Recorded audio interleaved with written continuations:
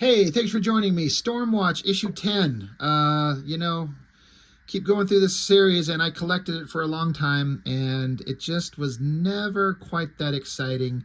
It was kind of just okay. I talk about how a lot of these studios had like the primary books, like Wildstorm Studios. Jim Lee's, he had Wildcats, which he drew for a while, but that was the premier book, right? That was the flagship title of Wildstorm. And there was a secondary series, StormWatch.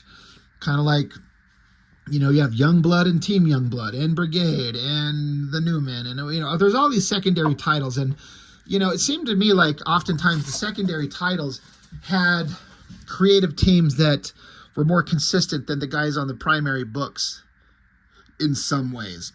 Because maybe it's a case of no one's paying as much attention to the secondary titles as the main ones, so they're kind of free to do kind of whatever. I don't know.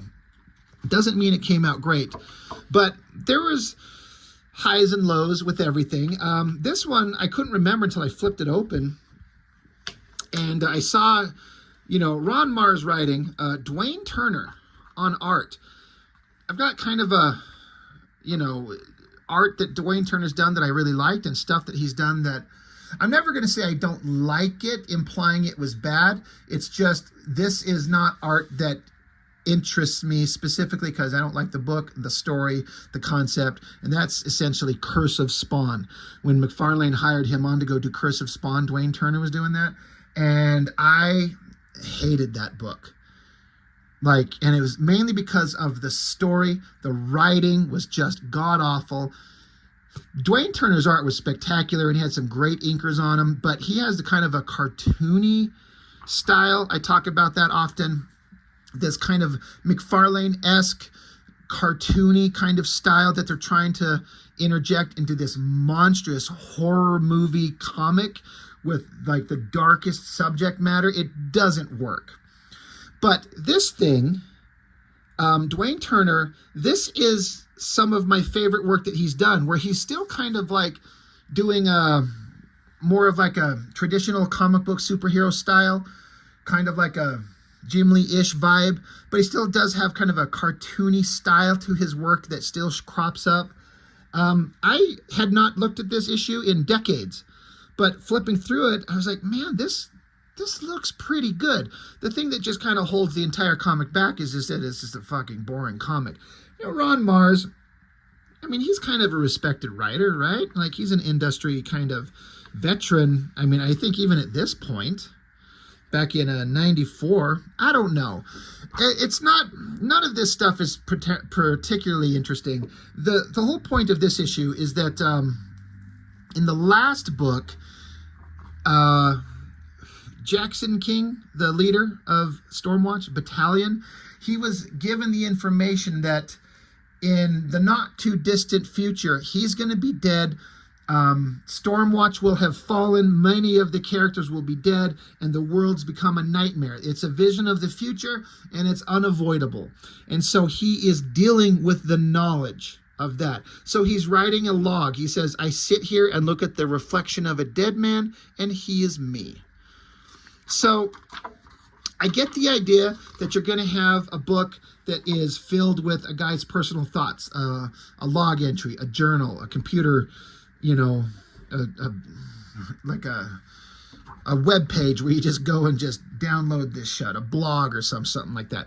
I get the point, and I don't know what another way to do this concept would be better than this, but it's just littered with text boxes everywhere. And again, I don't mind it if it's really engaging stuff. It's okay.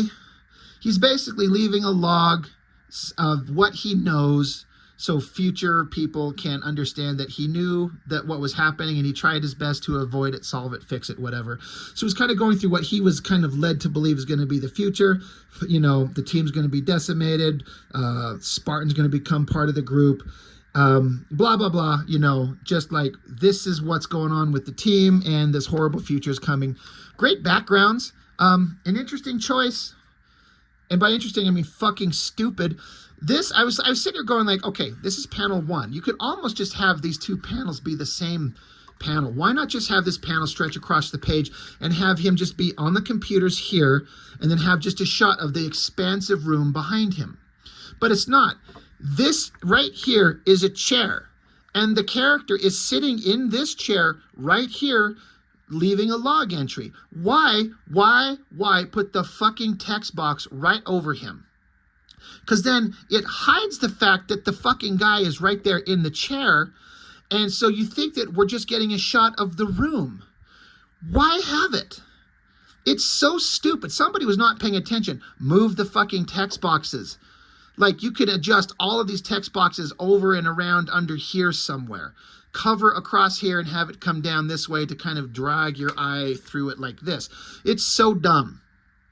Amateur hour. I talk like I know fucking anything. But Richard Starkings with Comicraft, I mean, you put the text box, or like, it's a minor issue. Why am I sitting here perseverating on this stupid thing? It's just, I remember sitting here looking at this panel going, why do we have this shot of his room? What is the point? Again, just lose that panel divider right there and just make it one panel. Why not? Anyway, he's writing on and on about all this shit that's going to go on. Tip, tap on the computer, you know, click, click, click, click, log. And then, so we get to, the team is on an adventure, and I can't help but now I look at these things after going through so many of these comics of the X-Men books, some Avengers, you know, stuff from Marvel, and especially all the Image comic stuff. How many times a team with the dynamic leader, the strong guy, the loudmouth kind of team member, the hot girl are on a fucking jet flying to a place to have to jump out and fight some bad guys. Again, I get it. We have to have a group of people, and there has to be a threat, and they have to get there somehow. And how do they get there? They can't like jump in a truck and drive there. It's across the country, or it's on the moon. Like, they have to have some kind of flying vehicle. So what do we have? Is it going to be a helicopter? No, it's going to be a fucking jet. I get it. And are we going to just kind of find a character who just happens to be a mutant teleporter like Lila Cheney over in X-Force and just have your people beam there? Or you have the technology, which StormWatch does, of basically teleportation like Star Trek. Just beam in.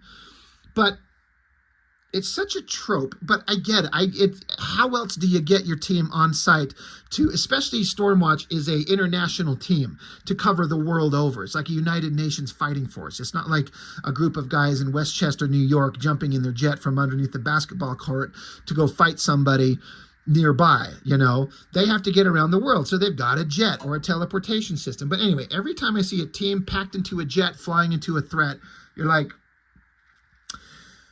here we go again.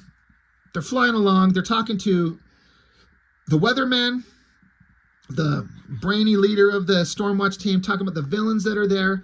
This guy, Talos, specifically, he showed up in the earlier issues of StormWatch. He's just some generic bad guy with the cape and claws and pointy things, and he's doing bad guy shit. I do got to say, some of the artistic points that I really dig. I like this face. It's almost too youthful. Like, the big eyes and the small chin almost makes her look like a kid, which is not good because she's got giant hot rock and knockers. But there's kind of an interesting, like, it's not just standard kind of hot girl face. There's some kind of quirkiness to it. I really like that shot of Winter's screaming face there. That looks really awesome. I dig that. But they're, you know, he's pissed off. We got to get ready, jumping into battle. Hey, we're here. We're on site. And then that is a pretty awesome shot of a jet lowering down, you know, vertical thrusters to lower down. It's a big shot. I mean, it's, you know, 2/3 of the page. I think it looks pretty awesome. And I like the grungy kind of technological stuff out on the wings. It's interesting. And then, you know, Fuji, he jumps out. He says he's afraid of heights, which is an interesting spin because usually it's everyone jumping out going, yeehaw, and jumping into battle. It's just Fuji, and he doesn't like heights, so he's kind of scared, slams down. You got Talos, again, boring designed bad guy. I think they were issues drawn by Brett Booth, I'm pretty sure. And he made them look as cool as they could possibly get while still being generic douchebag nobodies with pointy masks and capes and claws, and just fucking stupid. But there he is. And, Battalion's still leaving his log entry of everything that happened. Basically, like, my team is full of such great guys and selfless and brave soldiers. I'm so glad to be part of their team. There they go. They're jumping down, but at least Battalion, for God's sake, is jumping down by a rope. He's not just, like, leaping. It's something different. Some of the other characters can fly. You got the girl Diva carrying Winter, and then, I guess, Battalion's kid brother. Can he fly? I can't remember what his powers are. They jump down, and for some reason, the local cops are telling StormWatch to fuck off because they feel like their local law enforcement, this looks like giant cyber samurai things. I don't get it, but like, they can take care of this. This is their jurisdiction, so fuck directly off, StormWatch. And Battalion says, well, fuck you and everyone in your house. I'm going to go fight this guy. This guy is our threat. I do have to say, I forgot to mention, I was looking at this going, who did the inking on this? It's pretty solid, but it just says Dwayne Turner on art. And I don't know how often he's done his own inking, because if I remember, well, not if I remember correctly, I do. Over on Curse of Spawn, he had like Danny Meeke inking him, I think. And it was some beautiful stuff. But Dwayne Turner inking himself, it looks good. I love the shadows and the double lighting, and like, this is all really solid stuff. I just, looking at this again for the first time in decades, I'm like, I wish this guy was drawing the book more consistently. I really like it. But yeah, they're like, we're going to fight these things, and you got this awesome shot. And there's some weirdness. I mean, look at Winter over here. The weird kind of shape of his face and the weird pose of him kind of bent over and his little spindly leg. It's weird, but I like it. It's this weird balance that an artist can kind of get sometimes, where it's goofy looking, but also kind of awesome. I like that shot of Battalion, this overhead shot. It's pretty good stuff. But yeah, they're going to fight. And so we get back to Fuji. Double page spread of him fighting whatever these Warborg monster things. All this text is basically explaining who Fuji is. His powers and his gaseous state contained inside a suit and whatever. But yeah, Fuji's smashing these monsters, trying to kick ass. But the big, strong guys are never interesting in these books, ever. Talos kind of, kicks his ass and is standing over him. That's, for a kind of a boring character, that's a pretty good shot on his face right there. More kind of double-page spreads of action. The team gets in there, starts fighting Talos. Fuji's knocked out. All pretty good stuff.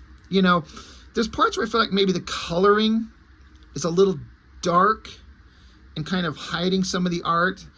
It's just something about the way the art has been reproduced here. It feels like a little bit low resolution in a way to my eye looking at it for real. It probably doesn't come across through the camera, but something's kind of muddying it up slightly. As I say often, man, I would love to see the black and white of these pages. I bet they look amazing. But fighting Talos, we got to keep kicking ass. God, this is when the Wildcats story with Chris Claremont and Jim Lee is going on. StormWatch Pinup. This one is interesting to me for a very specific reason. Look at those names right there. Norton and Gibson. Now, this is Dan Norton, a guy who came along and was a penciler for Wildstorm for a little while. I don't know what he ever ended up doing. But Chuck Gibson, I'm fairly certain you're probably watching this. You tend to watch most of the Wildstorm ones specifically because you worked there, sir. For those of you who watch my channel and know, Mr. Chuck Gibson, an inker that was hired for Image Comics by Jim Lee at Wildstorm and worked with them for several years, he's been working with me. And we're doing some work together, and it's like the most exciting and creatively fulfilling thing I've ever had the opportunity to do in my life. And it's just awesome to see that this comic book, printed from 94, there's his name in it. And again, Dan Norton, no relation, but it's just interesting to see the name Norton and Gibson because that's what our stuff has on it. And as far as a pinup, again, I know Dan Norton's name. I don't know that nothing he's ever done has stuck out in my mind that I remember specifically, like, goddamn, he found his voice, his artistic voice in this thing. Nothing jumps out to me. This pinup looks pretty good. I mean, it's a nice solid face. The technology looks good. Again, I'm sure Chuck finds it interesting to sign his name Gibson underneath the name Norton, again, years later in his life. But as far as inking, I mean, I look at it, it looks fine. Like Fuji's got this interesting kind of rough, grainy texture that was part of the character's design from when he was originally drawn, to give him kind of a different look. And it looks pretty good to me, So, again, I don't know what Dan Norton's career ever led him to do specifically, but that pinup looks pretty good. I mean, it's as good as anything else anyone has done, I think, of this team. But anyway, moving on. More Dwayne Turner. The girl, Diva. This shot I like. I like that face, the screamy face.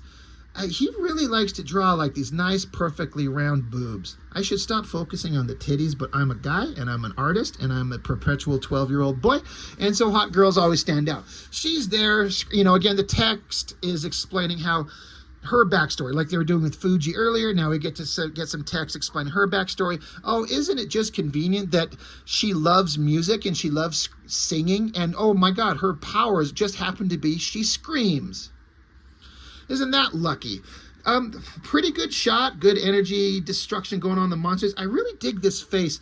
There's something about it that looks, I could be wrong, but it's kind of got almost like a old school John Buscema kind of look to the eyes and the mouth, something like that. I also see old school like Wolverine era Mark Silvestri and Dan Green in that face too, which is very inspired by John Buscema. I don't know, I just see something there, but I like it. Her eyes are kind of big, kind of, going into the Dwayne Turner has like a cartoony, more animated style a little bit. It looks good. But yeah, the team kicking ass. Each character gets a double-page spread description of who and what they are, right? So, is this supposed to be Winters? But whatever. And then you got Divas. Now you get the kid brother to Battalion fighting. Again, there's kind of like cartoony-looking rendering on the legs there. It's a little bit... Yeah, again, I see... old school Silvestri. I didn't think of that until I was just looking at it just now, but Wolverine era Mark Silvestri, Dan Green, I see kind of some of that here, and that's a good thing. So it's all pretty solid artwork, good bad guy, cyber samurais or whatever the hell they are. Battalion busting up out of the ground. He's going to take on the bad guy Talos. He's got some kind of thing, This is not, you don't want this. This is the thing I'm stealing. This is my ultimate victory. Giant explosion. And the team is worried that Battalion's dead in the explosion, but he picks his ass up. He's like, I'm fine. And Battalion's pissed. He's like, I don't care about your jurisdictional crap. I'm taking this guy. And they're like, why did you blow yourself up? He was cornered. We could have taken him down. You didn't have to put yourself in that kind of situation where you could have been killed. Why take such a suicidal chance? And he's like, why not? We've all got to die sometime, which of course is the whole point of the book. He knows he's going to die in the very near future. So he's a little bit kind of more reckless with his life. So back on the space station, I assume they're on the space station. He's taking his log entry, he wraps it up, and then the hot girl, Christine is this girl's name. She's been in the book. And again, Dwayne Turner draws her pretty hot. Like, I like that face, that pose. I'm not a huge fan of that one there, but that shot right there, she looks cute as hell. Great face, eyes, nose, mouth, a short haircut style. She's kind of like, are you okay? You seem kind of distracted. You're writing something. And he wrote file close. So I don't know if he deleted his files or just shut it down and not showing her so she doesn't know that what he knows. She says, if there's going to be a future for us, you're going to have to, trust me. And, you got to believe that there's a future for us. He's like, a future for us, Christine? Sure. Why wouldn't there be? Ominous. Because he knows what the future is going to be. And that's it. So you get the basic premise of the story. Story-wise, it's pretty standard, like, here's the team, and here's an example of the leader getting to explain just how awesome every character is while they're in a battle. And, it's fine. But I'm not here for the story in this one. I'm here for Dwayne Turner's art, and I'm kind of surprised at how much I dug this. I haven't seen this since, in years and years. And having dug it out right now, pretty awesome. I like it a lot. So, StormWatch number 10, kind of a little jewel amidst the sea of books that were just kind of mid-range at best, in my opinion. So that's all I got for now. Thank you for watching. I'll see you next time.